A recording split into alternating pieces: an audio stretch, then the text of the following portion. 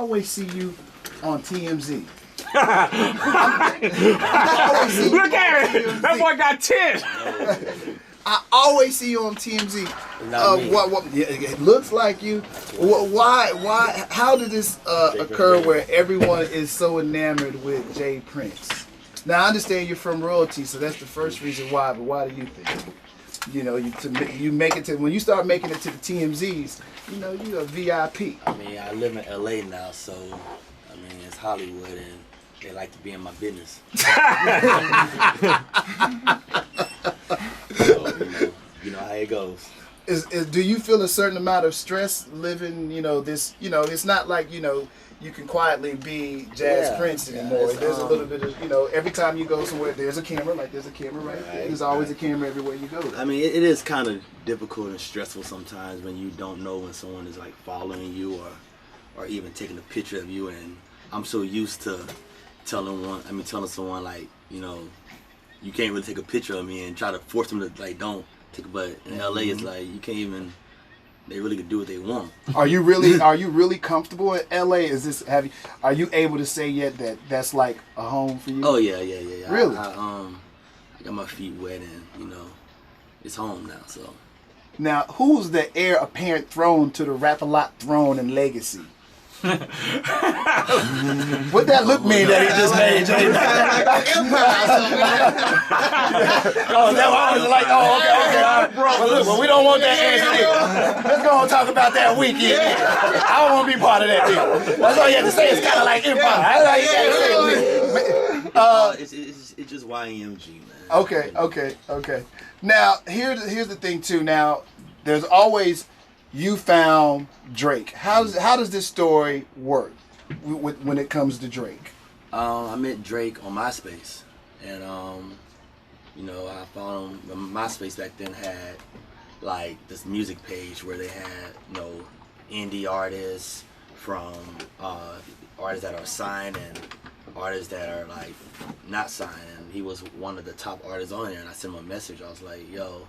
I told him who I was, and he was, he responded. He knew about, Houston and Rap-A-Lot and Scarface and Bun B. And I told him, I was like, yo, I'm gonna make you famous. And he was like, nah, man, I always hear stuff like that. I was like, no, I believe in you. And one thing about me, I'm passionate. And when I believe in something, I give it my all. So I had a lot of people tell me, he wasn't good. They didn't like him. Like my dad, like You sure you want that in there? I mean, it's true, Okay. They really didn't get it, and I got it, and history. So really, how hard would it be for you to make that decision? Because you're telling your dad, hey man, this dude, I'm telling you, he's the one. And then you have to take him somewhere else. It wasn't hard because my dad told me. He told me, find something that is buzzing. So I found something that was hot, but it wasn't from here, and he didn't get it because Rap-A-Lot is based on hip hop, street music or whatever, and Drake was a rapper that rapped and sang, so he didn't really get it at that time. I get it. So it was he was like, what is this? Who's this guy rapping? Is he singing? Like, I don't get it. I was like, all right. I'm gonna get out of it. You think he regrets the decision? Like, oh, just take him somewhere else. I don't care, boy. Do what you got to do. He don't regret it. No regrets. We still in it, so there's no regrets. It's everything happened for a reason, and we all are blessed. And Drake is Drake, and hey, we brothers for life, man. So what do you think it is about him why he feels so connected to this city? I mean, yeah, we could all say he felt like this city's responsible for everything that he's become. He loved the culture here, man. He loved the strip clubs. He loves just the culture, just the Houston lifestyle. And I mean, his dad's from Memphis, so he has that southern, in him, but he fell in love with Houston, and I mean, who wouldn't?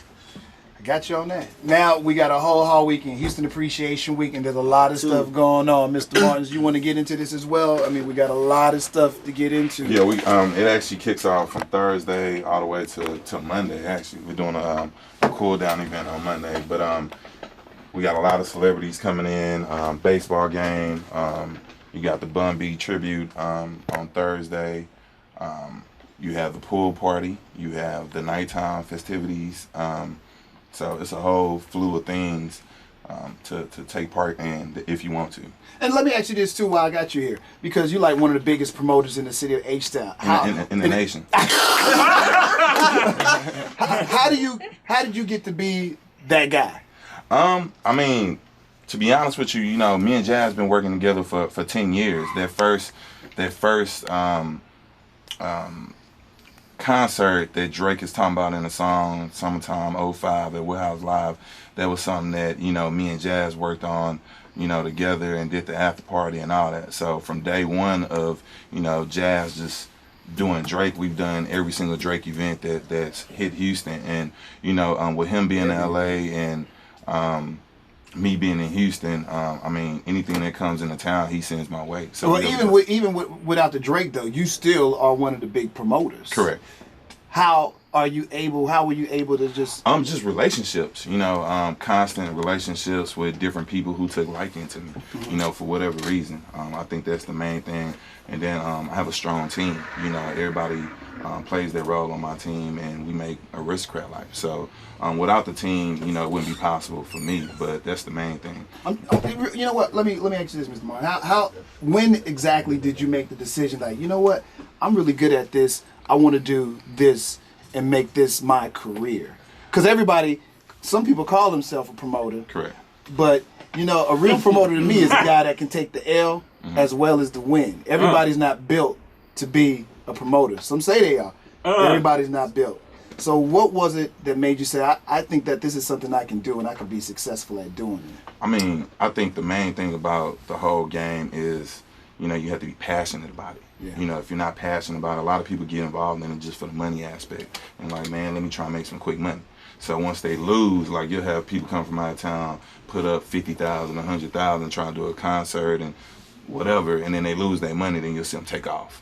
You know, so for me, you know, we can afford, I mean, we can't afford to do it. I feel what you're saying. I mean, we could take that hit and keep it moving, you know, because we're passionate, you know, we know, you know, this is what we want to do. We've been doing it for 10 years, over 10 years. We started off just doing college parties at U of H and TSU. And back then, we were the hottest collegiate party promoters at the time. So we just had to get into the 21 and up market, and that's what we did. What's the next move for you?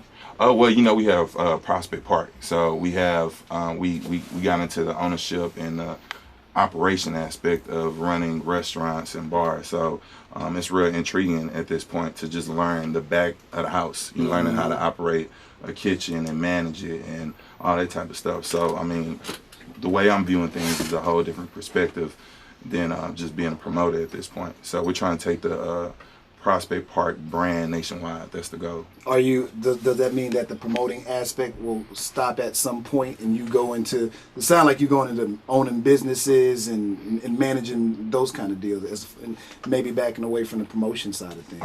Definitely, that's my goal. Okay. Definitely. All right, well, good luck on that, man. I'm sorry, you know, I know I've been in on. I'm just kidding, because everybody can't be, you know, a great promoter. So what does it take?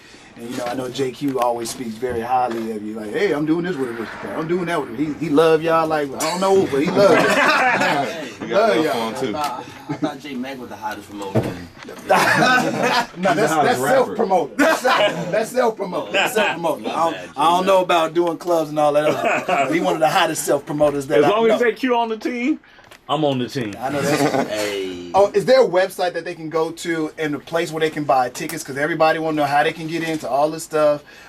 Where is that listed? Where can they get tickets? That's going to be some of the big questions you're going to get this entire weekend. HAWtickets.com. All the tickets are online, and you can just go in there and buy your ticket to wherever you want to do. Now, will everybody get a chance to get into everything? I see Bumby Tribute, Future Live at the Arena, but there's this pool party that everybody can...